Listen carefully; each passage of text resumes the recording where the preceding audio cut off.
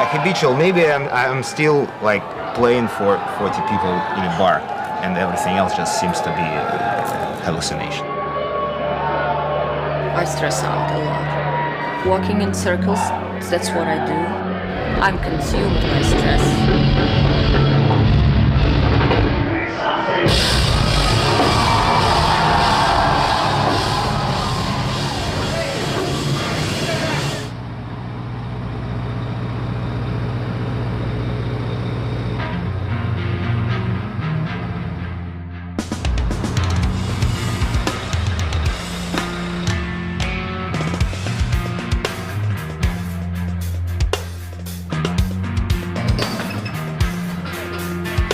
Like a lunatic, frantic. The man in the room looks so dramatic with an attitude on his right foot. The spiral traffic is too dramatic. Well, Cole, LD for Jinjer. So first of all, LD, what does that stand for? What do you do? Well, LD actually has a couple different meanings. Lighting designer, lighting director, they're different things. I actually work with an entire team. The true LD, the lighting designer of the show, his name is Luke Thiel out of Australia. And then of course, on tour, I am their touring LD, their lighting director. So I take care of making sure everything gets set up, all the power is good, making sure that the advanced info gets to the TM, and of course, actually operating the show. Yeah, and obviously these lights that are behind us, which I would love to walk over to and look at, are really such a huge part of the production and like creating the energy that's on stage. So can we do a quick just look at them over this way? Yeah. Cool. So I have an interesting setup today. The best part about this rig is it's so modular. There's so many things that can be done. But for me, lighting wise, I actually have a smaller rig today than I usually run. I have a couple fixtures missing, but of course, I wanted to show off for Knotfest and try and get as much as we could up here. And there's multiple panels here I'm seeing as well. Multiple so 1, panels. 2, 3, 4. There's 6 of them on stage right now. 6 panels on the stage at the moment, but at our total, we actually run 8. So we have 2 more that typically go in this pattern. Along with it, I typically have 2 more of our big movers, the Chauvet Force S spots. And of course, at the moment around the drum riser, I have 13 R2 washes from Chauvet as well. And then of course, to give us some nice color on stage, along with our strobing, we got the Chauvet Strike M's, okay? With it, our panels are Art Fox. They were actually bought by the band. The band owns them themselves. And so they actually have everything to operate on their own. And I know that there's a few particular songs that have been designed to be the real standouts of the show too, oh, most right? definitely. The ones that always kind of stand out to me is you have I Speak Astronomy, very space-oriented, very interesting graphics and use of dark space, and it looks fantastic. With it, you also have Pisces. Pisces is one of their biggest songs, and the energy from the crowd with the ambience of the lights along with the heavy hit sets, it's fantastic. Yeah. And then of course, Home Back. Yes. Home Back's another big one that I remember. Very dark, very red, very angry, sends a message, very aggressive, fantastic song. Yeah, and I love that there's kind of that intention behind, there's like an energy to each song. And like you were saying, Pisces, we were talking about, there's like this sing-along energy, like it's such a, it's the song. It's deep. It's deep. It cuts deep for the fans as well. So it's cool that the lights sort of reflect whatever the moods of the songs are. Exactly, and to make sure everything is on point, the show is fully time-coded, not only the video walls, but the lighting itself. So that way, as we get time code from the band, everything is hitting along with everything that they're doing. Looks fantastic. We spent the last 15 years on the road. Not 15, but maybe 12 years on the road, non-stop.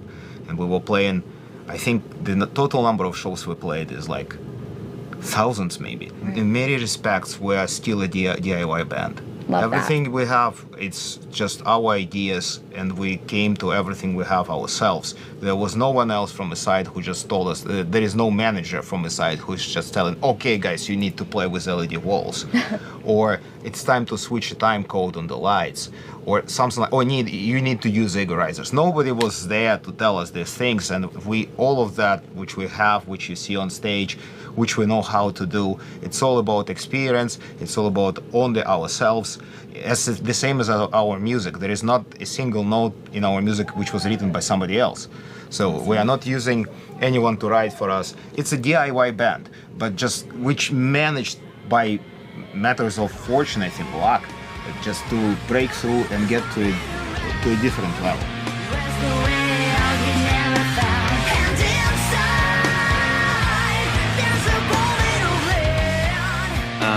We first start use it. It was different screens. We used three towers, three huge towers. They was in the air and not straight.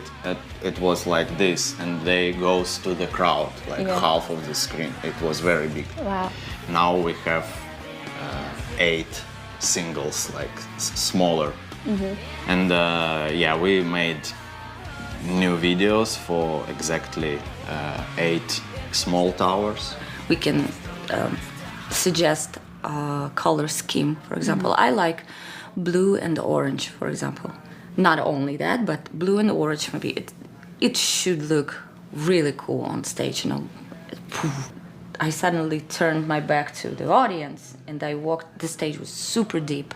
So I started walking towards, like this, like cat walking towards drummer, and the lights went this way. So I don't know how it looked from the audience, but I felt it was so cool. I have no idea how it looks. So it's really hard for me to judge because the light's basically always behind my back. I cannot see the whole picture with the screens and stuff. So, yeah.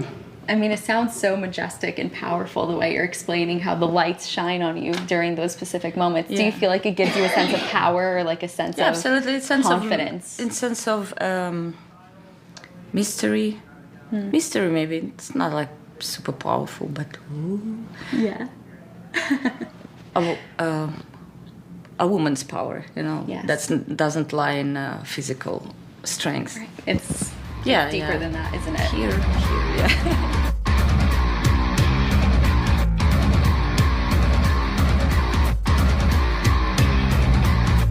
To be honest with you, I'm not that musician who is really chasing, UFOs flying over the stage. No. I am, first of all, a musician, and every show, all this production just need to be complementary. It should not stand in front of music. Yeah, very, very beautiful example of Meshuggah. We just were talking with the guys recently, just a few minutes before we started the interview with you, that they know their stages, they know their audience, and they have the production which absolutely, fantastically, flawlessly matches everything. This is the idea. It should be like that, and over-exaggerating things, just throwing all this dust into people's eyes. It first of all will distract them from music, and it's definitely not our way. So I was about to say, our audio is all run right here. So this is the secret machine. This is the secret machine. So we actually have a couple different things running a couple different things. At the moment, this is our main brain. It's a customized D-Live. It includes everything from their playback system, in-ears, wireless mics, everything that it needs to be able to run the show. Of course, Vlad, the drummer, he actually runs the playback that runs into their ear. That sends the time code to both me and Kostya, who runs the video offside stage. With it, Kostya actually does their in-ears from an iPad to make sure that everything sounds good for them as they perform. And then they have a customized front-of-house console done by our front-of-house Sasha. Yeah. And everything's done custom for the band to make sure it's as easy as possible, especially with the amount of travel to the US, to Europe, and everywhere else. You have to make sure it stays compact and easy to get to and fro. Their backline and front-of-house techs have been with them since the beginning, to the point where they came from the same towns in Ukraine. Wow. And they've known them for the time. So they understand what the band wants, what makes them look good, and that's what brings the show together. Well, they are doing a damn good job.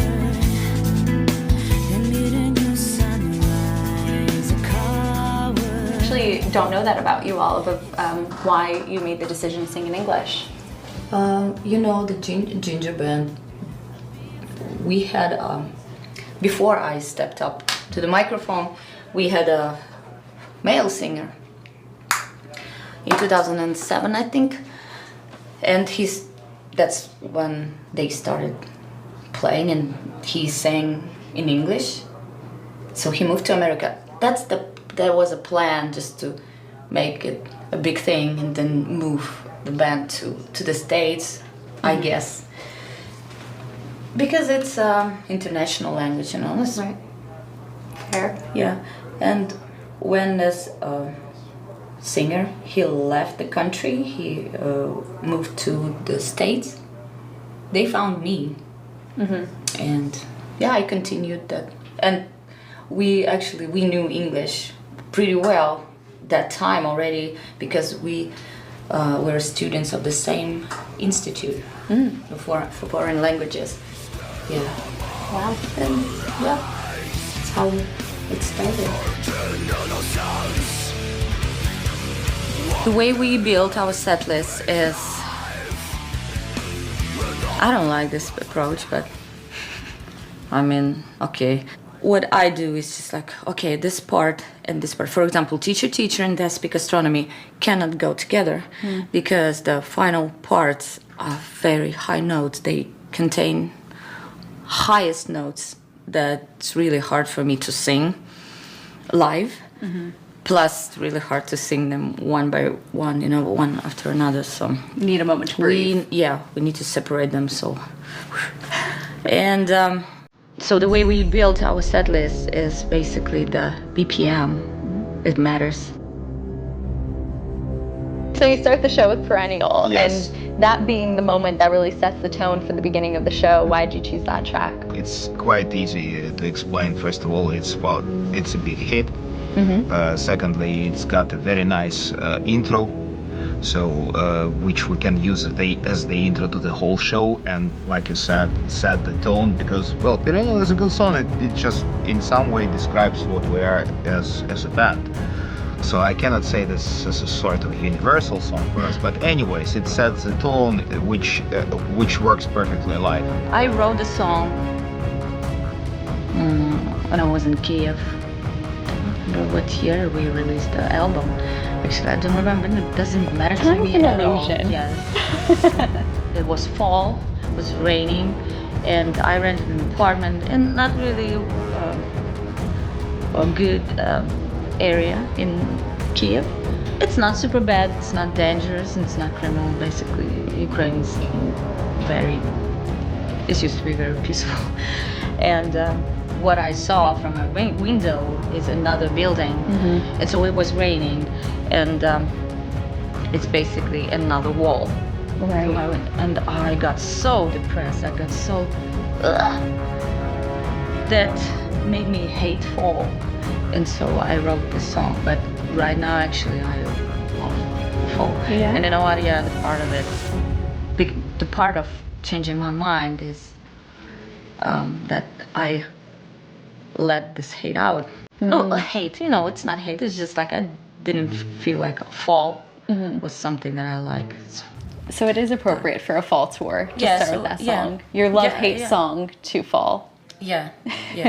It's basically a song about resurrection. You end the set with Sit, Stay, Roll Over As an encore song. as the big encore, which really is like that final moment of what fans are really going to walk away with most fresh in their mind when they leave the show.